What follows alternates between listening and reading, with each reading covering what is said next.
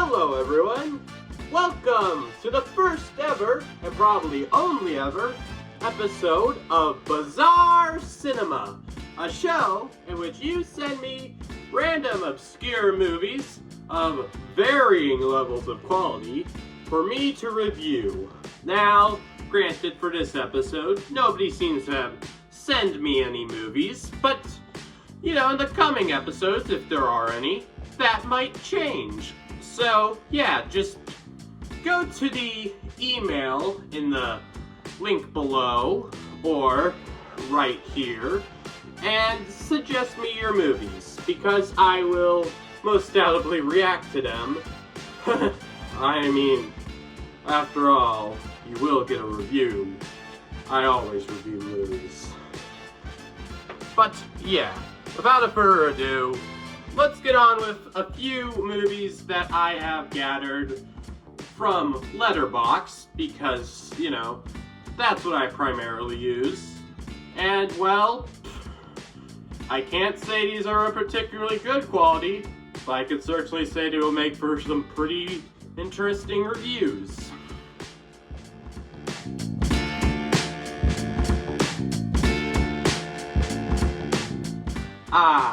Nefarious. My old nemesis.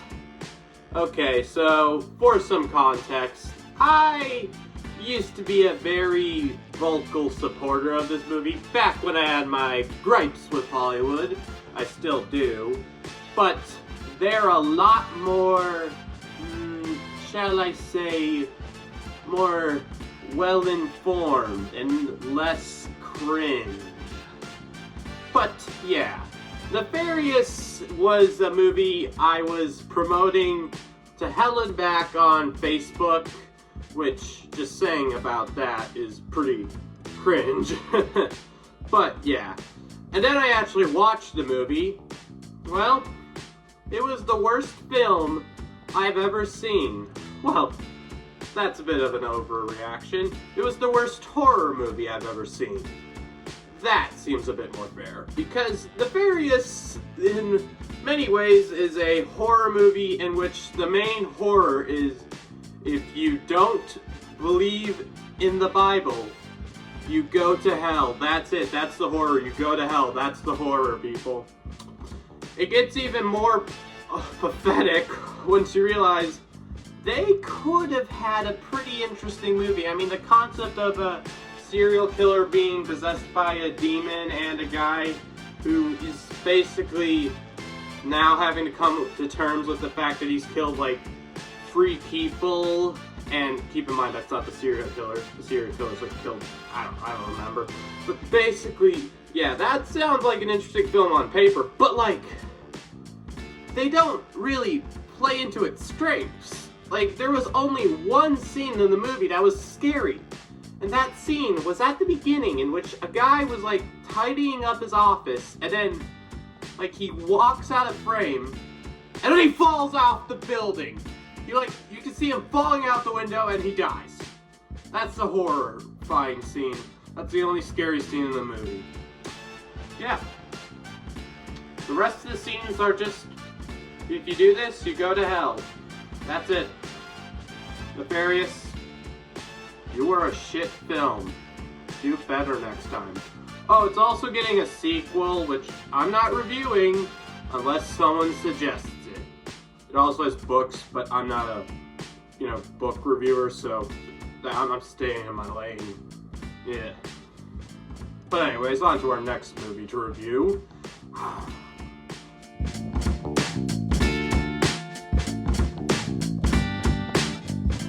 Okay.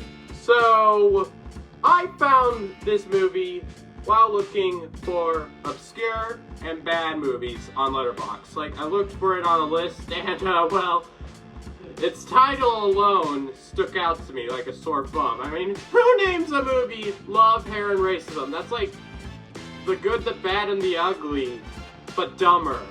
But, yeah. And, well, the plot of it is it's just batshit insane. So basically, we have a black girl named Karen. Yes, that is her real name. They named her that in the movie. I don't know whether this was before that word became what it means now. Like, this was released in 2020, so I don't know when we made Karen the douchebag word name thing, I don't know. But yeah, that's her name. And she hates being a black girl. Yeah. She hates being black. It's a pretty insane movie.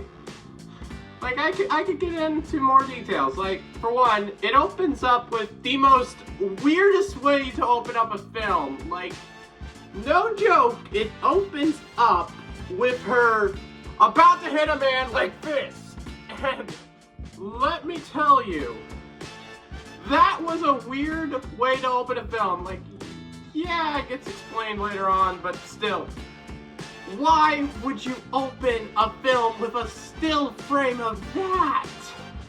Then it like gets into her life after that, which frankly just feels more juxtapositioning than that. But like, that's not even the end of it. Oh no, because I think this movie was trying to be anti-discriminatory. Like, it was supposed to be, it's okay to be black and whatnot. But it made me think this movie was like, we need to bring back segregation. Yeah, that's how it made me feel. Like, no joke, it was like, look at all these communities. They're full of white people. We don't belong in them. Yeah, that's a pretty interesting take for an African-American movie to have, you know? But of course, I could go on, like, there was audio issues, editing issues, like the cinematography. It felt like if an amateur film production was, you know, given the Hallmark treatment and they decided to tackle something like racism. It's literally that. It's just stupid. But yeah, it's a bad film, audio problems, it's very grainy. And it's not even a film choice, I think. Like, Tangerine did that good, but I don't think this film, it was intentional. And the audio's also grainy. It was a bad film. I did not like this. And worst yet, I'm still confused why they named her Karen. Either this was some sick joke by fate, or the writers just had poor hindsight. But yeah. Anyways, on to the next film. This one was just shit.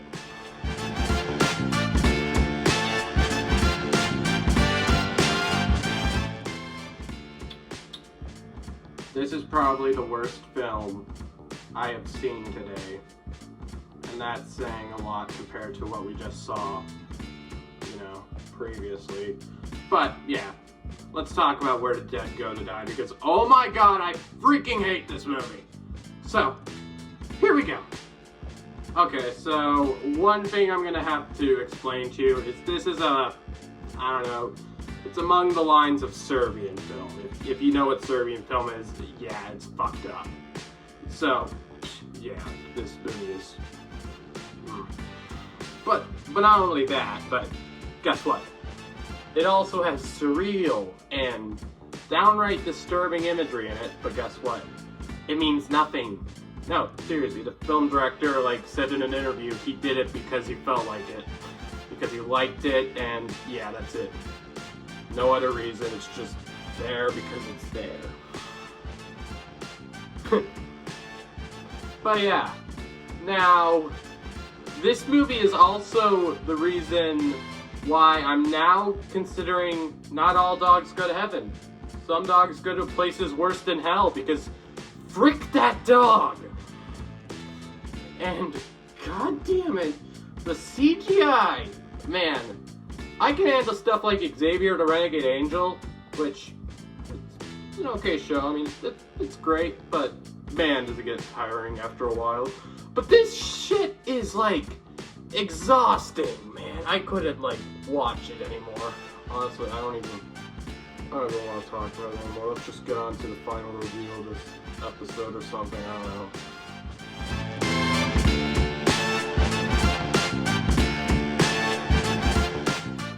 For our last film, let's talk about something that was actually edible. Despite the fact that the title is literally a chemical. Yeah. I'm talking about the very underrated indie film, which I happen to know about because I'm in a Facebook group in which you promote indie movies you're working on, and, well, this gem was promoted in there, and, well, let me just say I'm very happy it was. It is called Chlorine Kills, and oh my god, oh my, like, when I found out the, story behind it, I was just amazed. So, in case you didn't know, the story is, it's about like a hitman guy who's trying to leave behind his past. He was like called the pool boy. I guess you can see why it's called Chlorine Kills. But yeah, it's a pretty standard sounding plot, yeah. But here's where it gets interesting, because this film had a dad. Well, yeah, it had a dad, but he's dead now. In real life, too. So, yeah, you could safely say that's pretty emotional. And, well, this movie actually made me feel something.